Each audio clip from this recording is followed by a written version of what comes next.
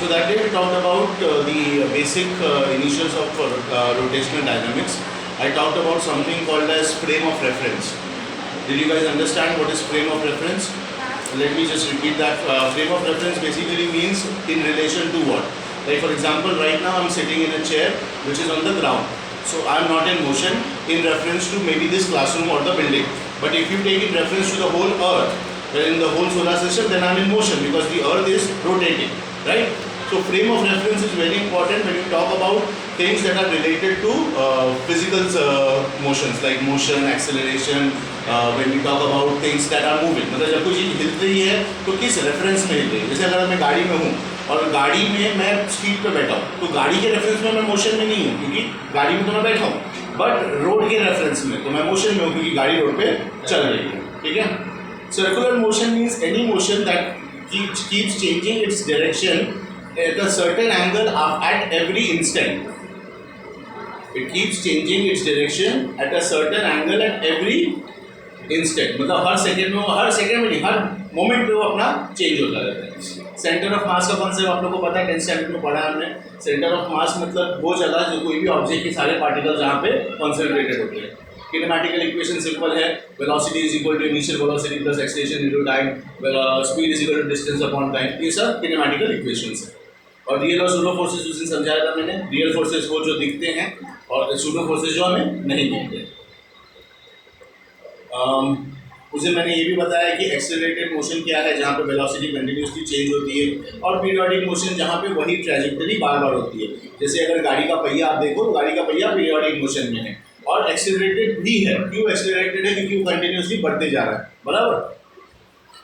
फिर हमने उस दिन बात किया something called as how angular displacement is in connection to angular velocity, is also in connection to angular acceleration and also in connection to displacement with in velocity and acceleration. तो ये सारी चीज़ें उस दिन हमने डिस्कस की. उनके Greek terms discuss किए. थीटा का ओमेगा से रिलेशन, ओमेगा का डेल्टा से रिलेशन. और अच्छा यहाँ पे जो डी है वो क्या है? वो है डेरिवेटिव. डेरिवेटिव क्यों? क्योंकि हमें ये नहीं पता कि साथ में कांस्टेंट क्या रहेगा. जैसे भी अगर आप बात करोगे कि ओमेगा के बारे में यानी एंगुलर वेलोसिटी के बारे में, तो that is angular displacement upon time. Angular velocity is angular displacement upon time. But यहाँ पे वो किस एंगल पे है वो हमें नहीं मालूम, इसीलिए हम उसको डेरिवेटिव ऑफ डिस्प्लेसमेंट कहते हैं, क्योंकि डेरिवेटिव से हमें समझेगा कि वो कैसे मूव हो रहा है. ठीक है.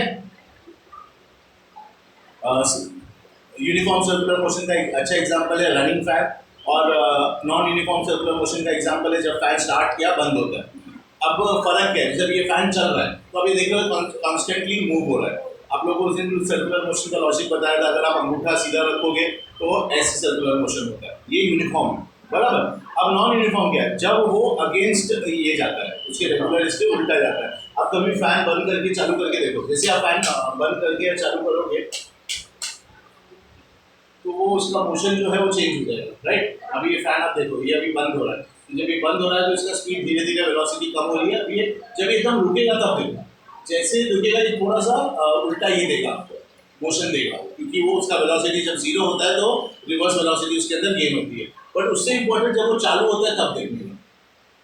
देखिए अभी ये धीरे धीरे अब उसका मोमेंटम कम होते जा रहा है क्योंकि उसको हवा से फ्रिक्शन पैदा हो रहा है, तो ऑटोमेटिकली अब वो ये हो रहा है.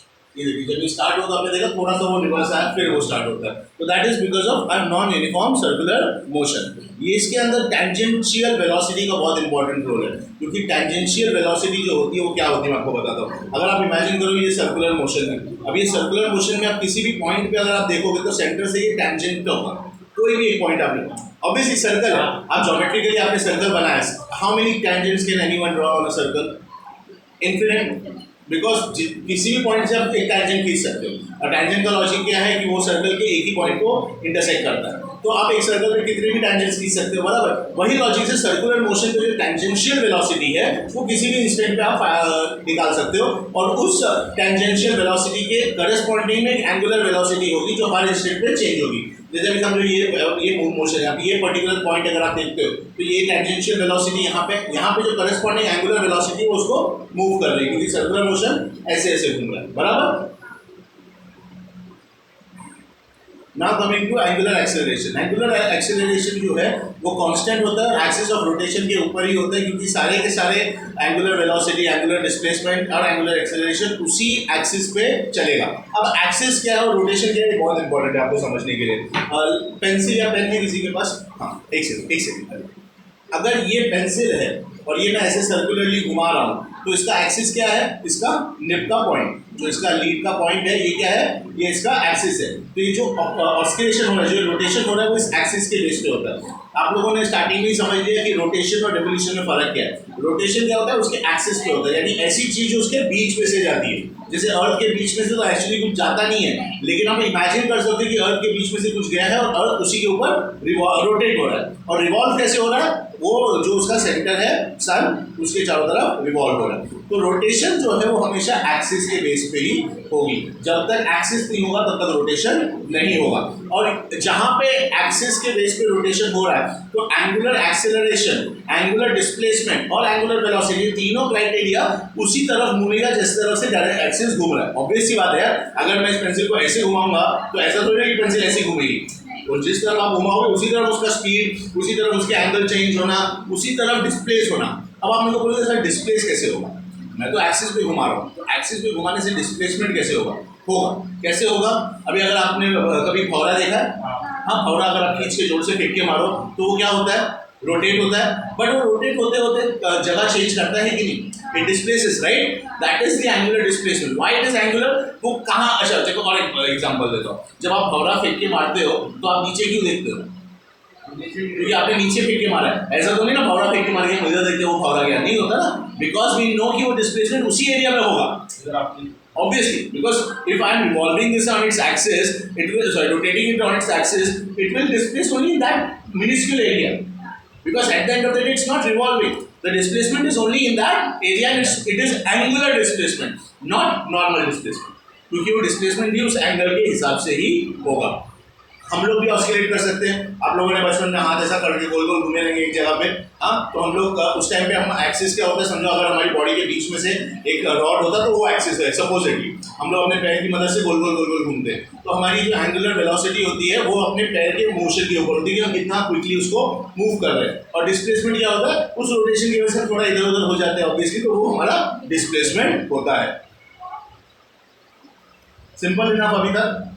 अब आएंगे हम लोग सर्कुलर मोशन के सेंट्रीपिटल फोर्स और सेंट्रीफ्यूगल फोर्स के ऊपर। ये बहुत इंपॉर्टेंट है गाइस। देखो, सेंट्रीपिटल फोर्स जो है वो हमने बहुत बार पढ़ा इससे पहले भी। सेंट्रीपिटल फोर्स का एक बेसिक लॉजिक क्या होता है कि जो फोर्स की वजह से सर्कुलर मोशन में जो भी पार्टिकल है वो सेंटर की तरफ अट्रैक्ट होता रहता है। जैसे कि फॉर एग्जाम्पल, अगर मैं अब ये मास्क है, अगर मास्क में ऐसे घुमा रहा हूँ, सॉरी अपने लास्ट टाइम बनाया था वो स्क्रीन बहुत सही था, जो नहीं है। बट अगर मैं ये मास्क ऐसे घुमा रहा हूँ तो इमेजिन करो कि सर्कुलरली घूम रहा है। जैसे ही मैं रोकूंगा ये किधर गिरता है? मेरे हाथ पे। क्यों नहीं? ऐसा क्यों होता है कि वो दूसरी तरफ नहीं गिरता? थिंक, जब तक मैं घुमा रहा हूँ तब तक तो ये घूम रहा है, जैसे ही मैं रुक गया वो नीचे गिर गया। क्यों? आई टेल यू क्यों ऐसा होता है। कि ये जो सर्कुलर मोशन है इसके ऊपर एक फोर्स अप्लाई होती है जिसको कहते हैं रेडियल फोर्स। क्या कहते हैं? ये रेडियल फोर्स को हम सेंट्रीपिटल फोर्स भी कहते हैं। ये सेंट्रीपिटल फोर्स क्या करता है? ये कंटिन्यूअसली सर्कुलर मोशन में जो भी पार्टिकल है उसको सेंटर की तरफ खींचता है। अब आप मेरे को ये पूछोगे तो सर पहले कैसे घूम रहा था? पहले मेरे फोर्स की वजह से घूम रहा था और एक सूडो फोर्स की वजह से घूम रहा था, जिसके ऊपर हम आएंगे। एक सूडो फोर्स के एडिशन की वजह से भी घूम रहा था, बट एक्चुअली मेरे फोर्स की वजह से, क्योंकि मैं उसे घुमा रहा था। राइट, हम लोगों ने बचपन में किया ना, कीचेन लेते हैं हम लोग। हाँ, ये कीचेन हमने ली, बहुत छोटी मेरी उंगली के लिए, और ऐसा कीचेन लेके ऐसे घुमाते हैं, तो जब तक हम घुमाते हैं वो घूमती है, बराबर।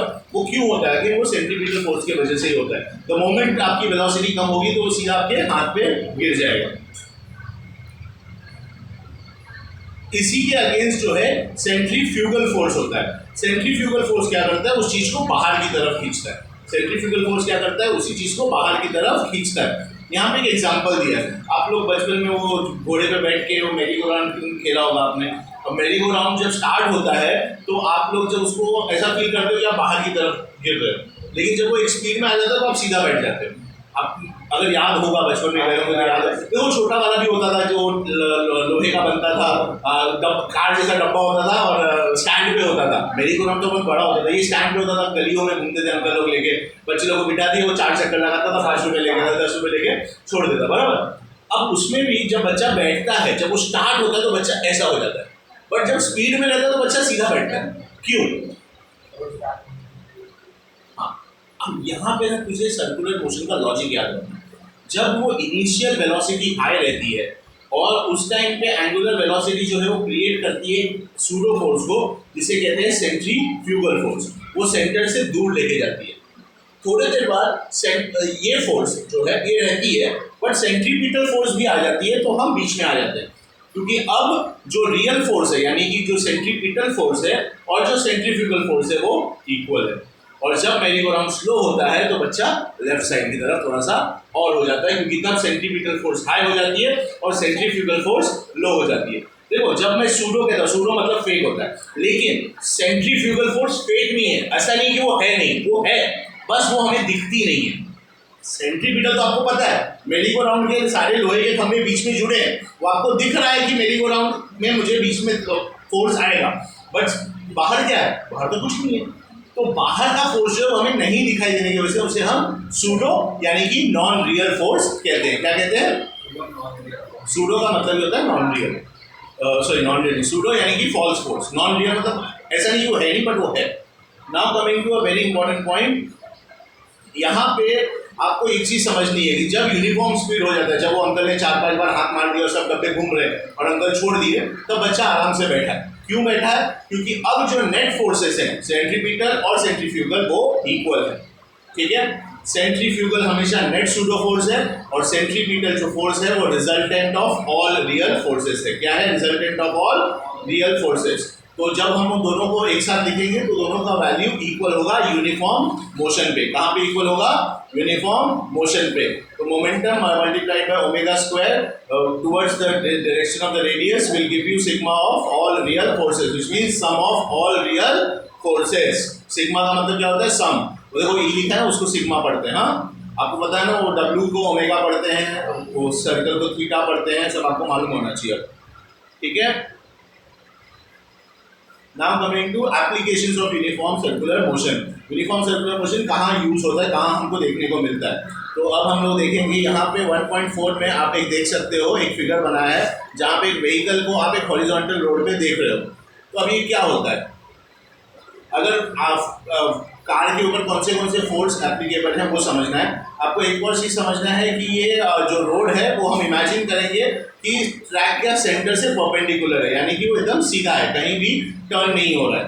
तो सबसे पहले क्या फैक्टर इंपॉर्टेंट है? ऑब्वियसली वेट फैक्टर इंपॉर्टेंट है, क्योंकि वेट से क्या होता है? वेट से हमें ग्रेविटेशनल पुल मिलता है। हमें ये मालूम है कि वो वर्टिकली डाउनवर्ड्स कंटिन्यूसली फोर्स नीचे ही जाता है। जैसे मैं कुर्सी पे बैठा हूँ तो वजन कहाँ जा रहा है मेरा? मेरी कुर्सी पे। कुर्सी कहाँ पे खड़ी है? मेरी ग्राउंड पे। तो ऑब्वियसली वो सीधा का सीधा वजन जो है मेरा नीचे जा रहा है। तो ये वेट का एक फोर्स है। दूसरा आता है नॉर्मल रिएक्शन, क्योंकि ऑब्वियसली कोई भी फोर्स के ऊपर अगर आप कोई एक्टिविटी करोगे तो एक रिएक्शन देगा, जिसको हम नॉर्मल रिएक्शन एन कहते हैं। Vertically upwards that balances the weight mg। और नॉर्मल रिएक्शन क्या करता है? वेट को बैलेंस करता है। ऑब्वियसली बैलेंस करेगा। मैं कुर्सी पे बैठा हूँ, कुर्सी गिर क्यों नहीं रही है? कुर्सी गिर क्यों नहीं रही है? हाँ, उसको नीचे सपोर्ट है, तो वो सपोर्ट क्या है? एन है, नॉर्मल रिएक्शन है। कुर्सी के अंदर कैपेबिलिटी है मेरा वजन उठाने की, वो जो है वो उसका नॉर्मल रिएक्शन है। तो कार की कुर्सी में जब मैं बैठा हूँ तो कार की कुर्सी का एक नॉर्मल रिएक्शन जो मेरा वेट उठा सकता है। सिंपल है ना? और तीसरा है force of static friction. Static friction आप लोगों को सबको पता है क्या होती है?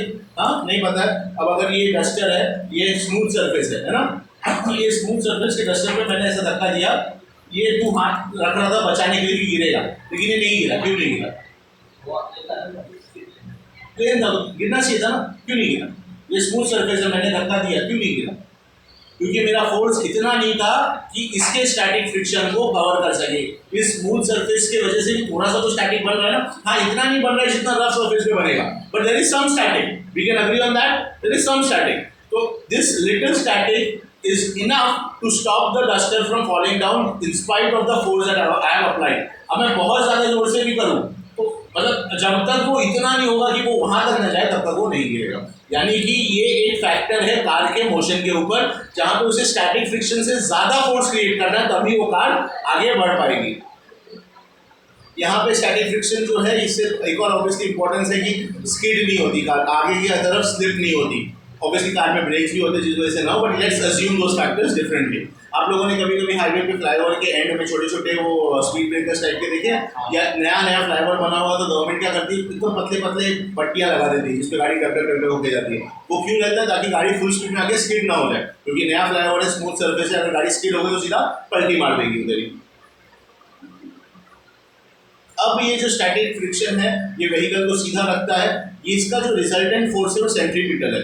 अगर आप फ्रेम ऑफ रेफरेंस अटैच और व्हीकल के ऊपर ये करोगे तो सेंट्रीफ्यूगल फोर्स को ये बैलेंस करेगा। अब ये सेंट्रीफ्यूगल फोर्स को कैसे बैलेंस करता है? अगर वो सरफेस से मूव हो रहा है, सेंट्रीफ्यूगल फोर्स उसको बाहर की तरफ खींच रहा है, और सेंट्रीफ्यूगल फोर्स जो है उसको फ्रिक्शन दे रहा है जिसकी वजह से वो सीधा चल रही है, तो वो दोनों बैलेंस हो रहे हैं। ठीक है, एम जो है वो नॉर्मल है। तो ये क्या बोल रहा है? सबसे पहले बोल रहा है mg यानी कि weight is equal to normal force. वो कॉन्सेप्ट क्लियर हो गया। और फिर दूसरा वो क्या बोल रहा है कि friction is equal to mass into radius into omega square, which is mass into velocity square upon R. बराबर। तो friction upon normal and radius into angular velocity upon g will give you v square upon rg. v square is velocity square upon radius into rg, वो mg का g है, तो radius into weight. ठीक है,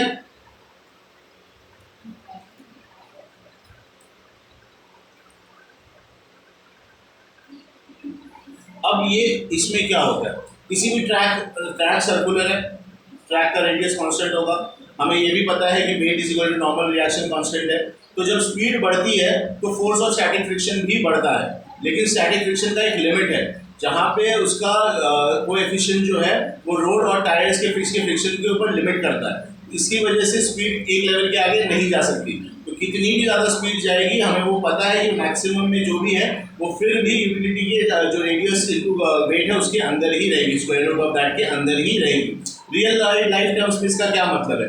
real life terms में इसका मतलब है कि अगर आप, मैं समझो रेस ट्रैक पे हो, रेस ट्रैक सर्कुलर है, मेरी गाड़ी अच्छी है, मैंने गाड़ी को अराउंड 400 किलोमीटर पर आवर की स्पीड में भगा रहा हूँ, तो मेरे टायर्स क्या होंगे आपको पता है? आपने कभी रेस देखा है कोई बहुत बड़े बड़े रेस, उसमें वो लोग क्या करते हैं थोड़ी देर के बाद? क्यों? वो खराब नहीं होता, वो गर्म हो जाता है, गर्म होने से स्वेल हो जाता है, क्योंकि फ्रिक्शन की वजह से उसके ऊपर हीट एनर्जी अप्लाई होती है। अगर वही टायर वो और चलाएगा तो टायर फट जाएगा गर्मी से, खराब। इनफैक्ट रेस टायर्स रेस करने के बाद नॉर्मल लोगों को बेचे भी जाते हैं, लोग खरीदते हैं, रेस टायर खराब नहीं होते, बट वो गर्म हो जाते हैं। उस टाइम पे उनको निकालना कंपल्सरी, नहीं तो गाड़ी नहीं चल, मतलब आगे जाके वो फट जाएगा।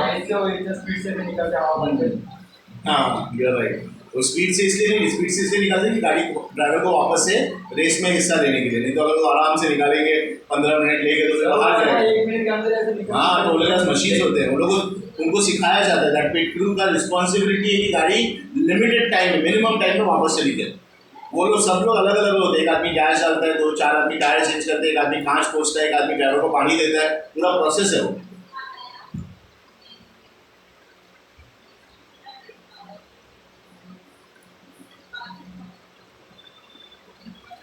अब यहाँ पे कुछ यूज योर ब्रेन पावर में दिया गया है, मैं चाहता हूँ कि आप लोग इसके बारे में सोचें। आपको पता है कोई कोई गाड़ियाँ पलटी हो जाती है, क्यों पलटी होती है इसके बारे में सोचिए। सबसे इम्पोर्टेंट क्या है कि गाड़ी में सामान कैसा होना चाहिए कि वो पलटी ना हो। अब अगर मेरे पास एक रिक्शा है, समझो मालगाड़ी वाली रिक्शा है, और मेरे को उसके अंदर लेट्स से पानी की बोतलें लेके जानी है। अब मेरे पास 4 ही पानी की बोतल है, क्या मैं सब एक ही साइड में रख दूँ? क्यों? जब मैं एक ही साइड रखूँगा तो वेट क्या होगा? डिसबैलेंस होगा। नॉर्मल रिएक्शन, अब ये गाड़ी है, इसका नॉर्मल रिएक्शन सब तरफ से है, सब तरफ इक्वल है, बट वेट किधर ज़्यादा है? कांस्टेंट क्या होना चाहिए? कांस्टेंट क्या होना चाहिए? Weight is equal to normal reaction. यहाँ पे नॉर्मल रिएक्शन कांस्टेंट है नहीं है कांस्टेंट, तो क्या होगा? आपका गाड़ी डिसबैलेंस हो गया, पलटी हो जाएगी। बराबर। अगर आपकी गाड़ी पलटी हुई तो कौन सा टायर की तरफ पलटी होगी? जिस तरफ ऑब्वियसली आपका वेट ज़्यादा है। बराबर। ऐसा तो नहीं ना इस तरफ वेट ज़्यादा गाड़ी इस तरफ घूमेगी, वो नहीं होने वाला। ऑब्वियसली टायर्स आपके डिसबैलेंस होंगे, उसके एक्सेल पे वेट होगा। और इसके लिए आपको माल को बराबर इक्वली डिवाइड करना चाहिए। कभी कभार आपने देखा रिक्शा पैसेंजर रिक्शा वाले भी अगर आप एक ही बार आदमी बैठे तो आपको बीच में बैठने बोलेंगे। आपको ऐसा लगेगा यार बीच में क्यों बैठने बोला, बट उसको वेट आ रहा है। जब वो गाड़ी से रिक्शा चला रहा है तो एक तरफ उसको वेट आ रहा है, क्योंकि आप अकेले हो। अगर आप दो जन होते तो दोनों तरफ बिठा था। जैसे बोट में भी होता है, आप अगर अभी बोट में बैठे हो तो जब आप चढ़ोगे तो बोलेगा भाई तू बीच में बैठ। अभी जब मेरे जैसा बंदा है, थोड़ा हेफ्टी है, वेट ज़्यादा है, तो मेरे से बंदे को हमेशा लोग बीच में बिठाएंगे ताकि मैं वेट बैलेंस करूँ। अगर पतले पतले हैं तो एक बार ठीक है, तुम्हारा वेट मैटर नहीं होता, लेकिन अगर मेरा वेट की वजह से बैलेंस डिस्टिल होगा तो वो ऑब्वियसली उसको ये करेंगे। अभी अगर समझो आप बाइक चला, आपने बाइक रेसेस भी देखे, ट्रैक के ऊपर जब वो लोग टर्न होते हैं तो लोग क्या करते हैं, पूरा गाड़ी को सुला देते हैं ना। क्यों सुला देते हैं? हाँ, तो क्या क्रिएट करते हैं? सुला के क्या क्रिएट करते हैं? क्या क्रिएट करते हैं वो लोग? किस साइंटिफिक लॉजिक सोचो, थिंक अबाउट साइंस। वो किस लॉजिक की वजह से गाड़ी को सुलाते हैं? क्या दिखने में अच्छा लगता है इसके लिए करते हैं? नहीं। हाँ, फटाक से टर्न। क्यों? थिंक, जब गाड़ी स्पीड में है और पूरा टायर कांस्टेंट है और वेट है, तो नॉर्मल रिएक्शन क्या है कि वेट उसके ऊपर ले रहा है। अब आगे आगे ट्रैक टर्न हो रहा है, यानी सर्कुलर मोशन हो रहा है। सर्कुलर मोशन का रूल क्या है कि हर एक इंस्टेंट पे एंगुलर वेलोसिटी क्या होगी? चेंज होगी। अब अगर वो पूरे टायर के वेट पे जब टर्न करेगा तो क्या वो नॉर्मल रिएक्शन देगा? नहीं देगा। उसके नॉर्मल रिएक्शन की वजह से वेट डिसबैलेंस हो जाएगा। वो गाड़ी को इसीलिए सुलाता है कि the amount of tire in contact with the road should be minimum so that it allows a turn at that high speed. समझा? अगर मैक्सिमम होगा तो नॉर्मल रिएक्शन की वजह से गाड़ी सीधा निकल जाएगी। वो इसीलिए सुलाता है कि गाड़ी जो है अब अपने पिवट पे घूमे। किस पे घूमे? पिवट पे, यानी कि एकदम लिमिटेड स्पेस पे। तो टायर का जो रोड से उस टाइम पे कॉन्टैक्ट होता है बहुत कम होता है। ऑब्वियसली उनके टायर अच्छे होते हैं। अपने सादे यामाहा की बाइक के टायर लगा के आप बोलोगे घूमेगा तो नहीं घूमेगा, आप स्किड हो जाओगे। उनके टायर अच्छे होते हैं, इसलिए उनके टायर नीचे का जो छोटा सा सेक्शन है उस सेक्शन के ऊपर, उस क्रॉस सेक्शन के ऊपर घूमते हैं। अगर उसको आपको ग्राफिकली बनाना है तो आप एक्स एक्सिस वाई एक्सिस को जब जोड़ोगे तो जो क्रॉस सेक्शन पे एक्स एक्सिस और वाई एक्सिस जुड़ता है उतने ही सेक्शन पे वो टर्न कर रहा है। क्योंकि again the rule is similar that in an angular velocity the tangential velocity will and the corresponding angular velocity will change at every instant. इसीलिए उसको पिवट करने के लिए लिमिटेड इंटरैक्शन चाहिए। प्लस स्टैटिक अगर फुल रहेगा, फ्रिक्शन फुल रहेगा तो वो टर्न नहीं हो पाएगा, उसको लिमिटेड फ्रिक्शन भी चाहिए वहां पे। ठीक है, तो इन दोनों के लिए जो टॉर्क है वो सेंट्रीफ्यूगल और स्टैटिक फ्रिक्शन फोर्स के बैलेंस से भी होता है। ये भी लॉजिक है। जब वो गाड़ी सीधी चल रही थी तो नीचे से उसको क्या मिल रहा है? सेंट्रीफ्यूगल फोर्स मिल रहा है। हवा से उसको क्या मिल रहा है? सेंट्रीफ्यूगल फोर्स मिल रहा है। जब वो सोता है गाड़ी को लेकर पूरा गिरता है तब क्या होता है? नीचे से उसको सेंट्रीफ्यूगल खींच रहा है, but because of the angle of velocity उसको ऊपर से सेंट्रीफ्यूगल फोर्स नहीं खींच रहा है, इसलिए वो गाड़ी गिरती नहीं है। ऑब्वियसली कभी कभी गिर जाती है क्योंकि डिसबैलेंस हो जाता है, एक तरफ ज्यादा फोर्स अप्लाई हो जाता है तो गाड़ी डिसबैलेंस होकर गिर जाती है।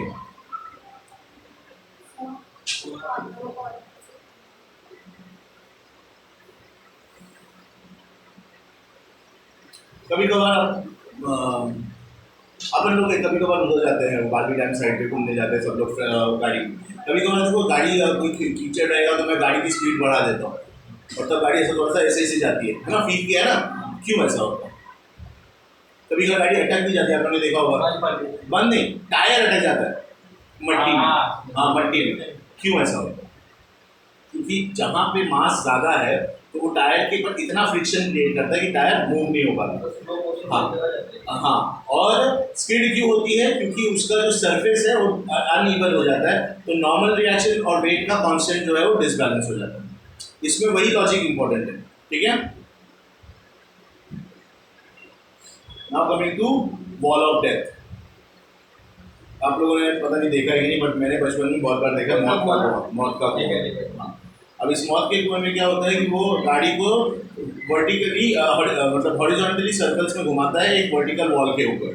ठीक है, तो अब ये जो नॉर्मल रिएक्शन है वो हॉरिजॉन्टली एक्ट करता है, गाड़ी को सेंटर की तरफ खींचता है, और वेट जो है वो उसको नीचे की तरफ खींचता है, और फोर्स जो फ्रिक्शन का है वो वर्टिकली एक्ट करता है वर्टिकल वॉल्स और टायर्स के बीच में।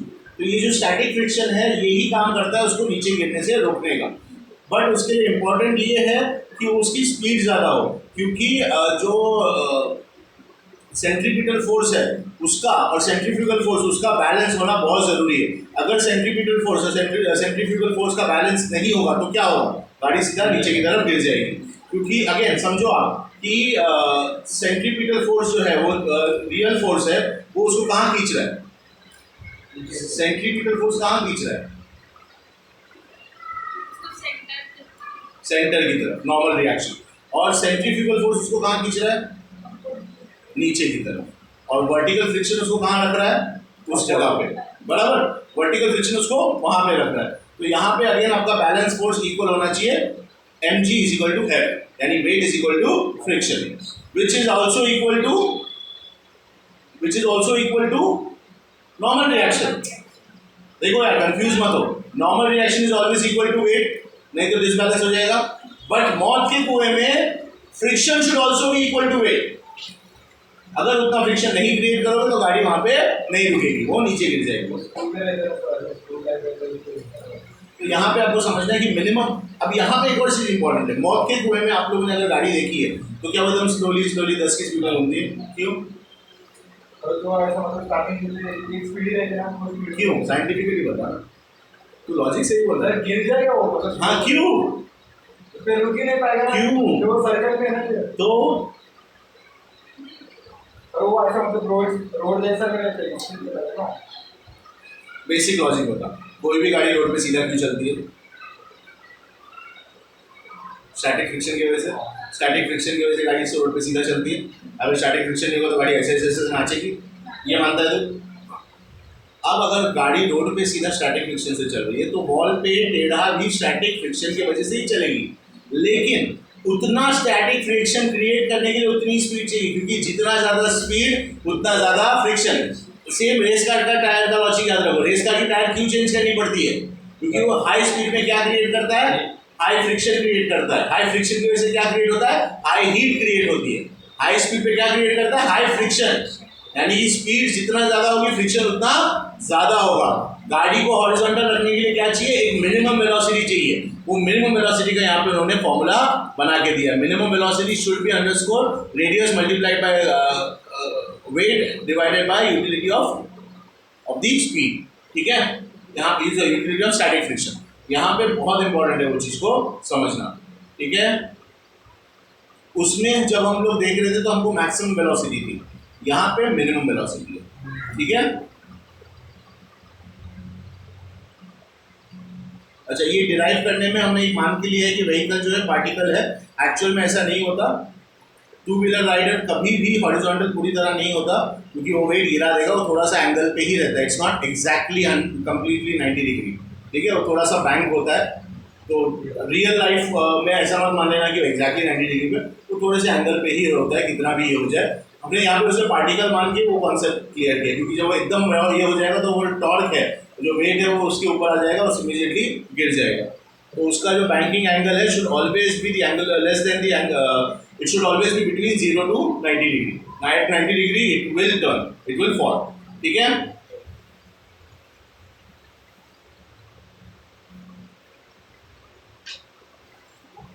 एनी क्वेश्चन सो फार?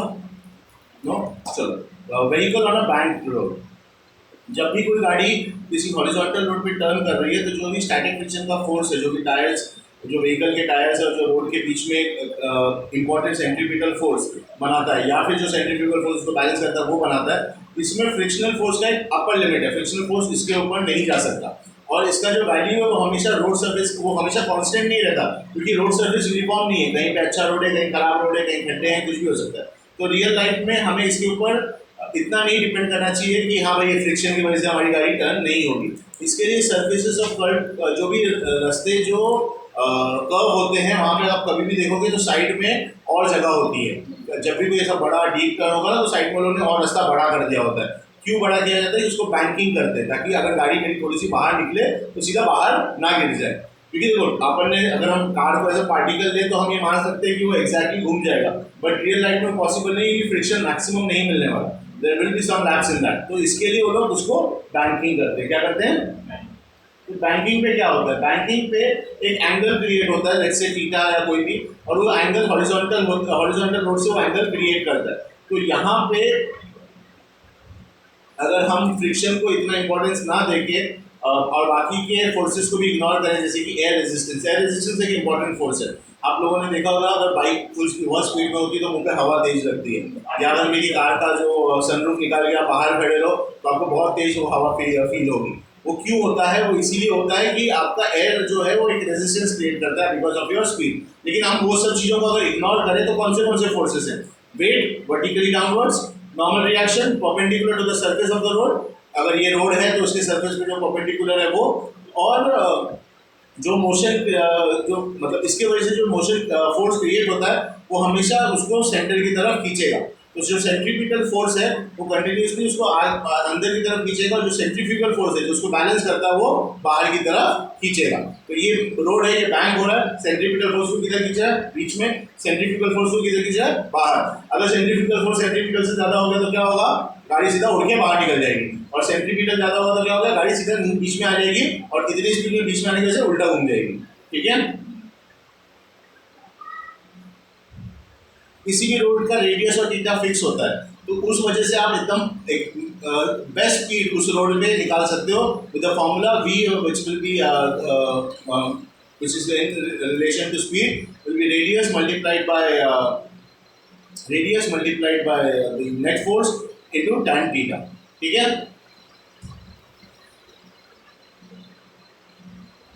बैंकिंग एंगल भी आप उस तरह से निकाल सकते हो।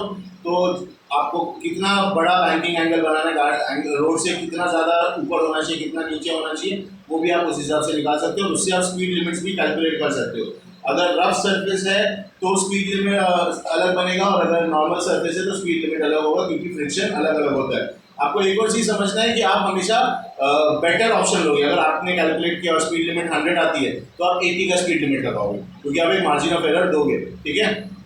क्योंकि कभी भी व्हीकल एकदम परफेक्ट स्पीड में नहीं होती, वो आगे पीछे हो सकती है, तो फ्रिक्शन जो है वो भी ऊपर नीचे हो सकता है। तो आप बैंकिंग जो बनाओगे तो ये सब लॉजिक को सेंट्रीपिटल और सेंट्रीफ्यूगल फोर्स के मैक्सिमम मिनिमम लिमिट्स को कंसीडर करके ही बनाओगे।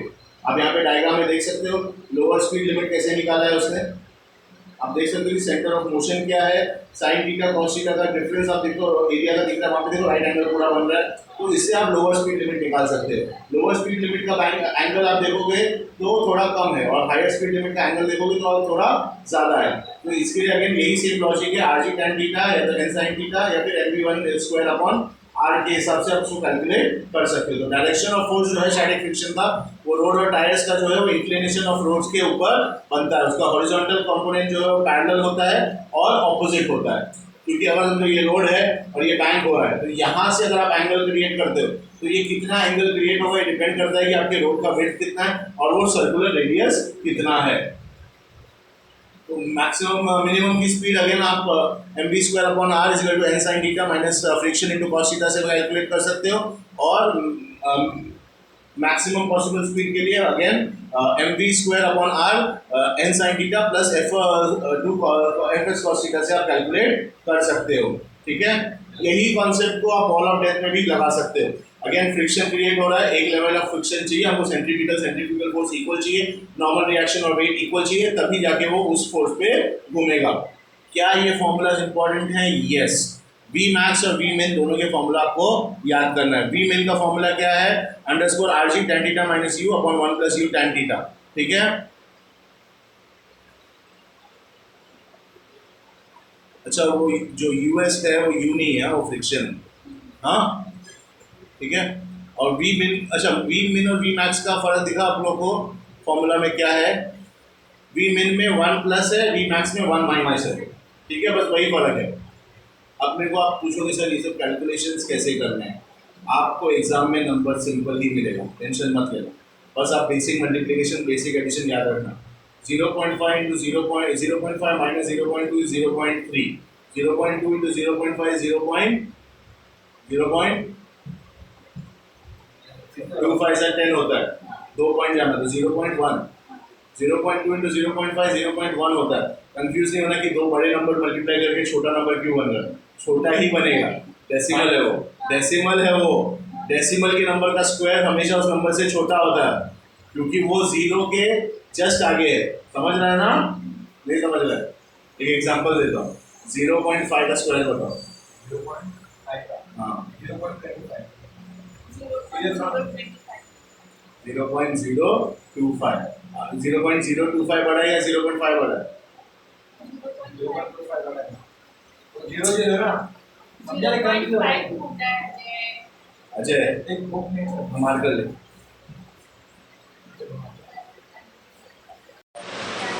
So guys, when a string which is tied to a mass is made to move in a vertical plane, it creates oscillation which is called a simple pendulum. See, this is not going just and coming back, it's creating a sort of oscillation which is called a simple pendulum. But if we assume that we are revolving the string in such a way that it is moving around the surface of a cone, it is moving around in the surface of a cone, then what does it create? Ajay, what does it create? अरे Ajay, what is this creating? You just said मैं भी answer देगा अभी दे। Conical pendulum. What does it create? And what is the thread creating right now? Cone. The keys are creating a circle. So we need to understand that in an inertial frame, it will continuously keep on creating the similar cone, and it will move on the vertical axis, and it will always create this uniform horizontal circular motion. What will it create? Uniform horizontal circular motion. इसके ऊपर कौन से force हैं? उसका wait, इस चाबी का wait जो है, ये एक फोर्स है जो चाबी को किधर खींच रहा है? नीचे खींच रहा है. If you hold this, do you feel the weight? Yes. If the moment you release it, it will fall down, Yes. right? Why is that happening? Because of the weight of the keys. और कौन सा force है? इसके ऊपर इस string का tension है. अब ये अगर समझो ये स्ट्रिंग, इमेजिन करो ये स्ट्रिंग ये होने की जगह पे लेट्स से इलास्टिक की होती, तो इसके ऊपर टेंशन इतना नहीं होता. ये रिजिड थ्रेड है, इसके वजह से इसके ऊपर स्ट्रेन जो है उससे एक फोर्स क्रिएट हो रहा है. इसको कहते हैं टेंशन का फोर्स. मतलब जब अपने सर पे आता है वो टेंशन, ये जो खींचा हुआ है ना, ये टेंशन, तनाव. यस, ठीक है. तो जब ये बॉब हॉरिजॉन्टल सर्कुलर मोशन भी क्रिएट करता है तो रिजल्टेंट फोर्स जो है वो हॉरिजॉन्टल होता है और centre of the circular motion पे अट्रैक्ट होता है. नाउ इमेजिन ये कोनिकल पेंडुलम घूम रहा है, हाँ घूम रहा है ना, यूनिफॉर्म है. अब मैं रुक गया, ये किधर आया? सेंटर में आया. तो ये मतलब कि इसके ऊपर कौन सा फोर्स अप्लाई हो रहा था जब ये मोशन में था? सेंट्रीपिटल. बट ये जब मोशन में था तब ये बीच में क्यों नहीं आया? क्योंकि मैंने वेलोसिटी क्रिएट की थी. उससे क्या हुआ था? मोशन में आने की वजह से क्या हुआ था? देख बेटा, मैं ये घुमा रहा हूँ, हाँ मैंने फोर्स क्रिएट, घूम नहीं आया, मैंने फोर्स क्रिएट किया. फोर्स क्रिएट होने की वजह से इसके ऊपर अभी सेंट्रीपिटल फोर्स है, लेकिन ये फिर भी घूम रहा है, ये बीच में नहीं आ रहा है. क्यों नहीं आ रहा है? सेंट्रीफ्यूगल फोर्स सेंट्रीपिटल फोर्स को बैलेंस कर रहा है, बराबर. क्योंकि मैं मोशन क्रिएट कर रहा हूँ, तो वेलोसिटी क्रिएट होने की वजह से एंगुलर डिस्प्लेसमेंट के ऊपर फोर्स पड़ रहा है सेंट्रीफ्यूगल फोर्स का. किसका पड़ रहा है? सेंट्रीफ्यूगल फोर्स का. जैसे ही रुक गया ये बीच में आ गया. क्यों बीच में आ गया? सेंट्रीपिटल फोर्स बढ़ गया, सेंट्रीफ्यूगल फोर्स कम हो गया, तो इमीडिएटली वो सेंटर में आ गया. तो सर्कुलर मोशन के लिए वर्टिकल फोर्सेस जो हैं वो कैंसिल होने चाहिए, और जो फोर्स टीओ है जो कि टेंशन से होता है वो एक पर्टिकुलर एंगल में होना चाहिए जो कि सेमी वर्टिकल हो, तभी ये सेंट्रीपिटल फोर्स रिजल्टेंट की वजह से वो परफेक्टली घूमेगा और रुकने के बाद बीच में आ जाएगा.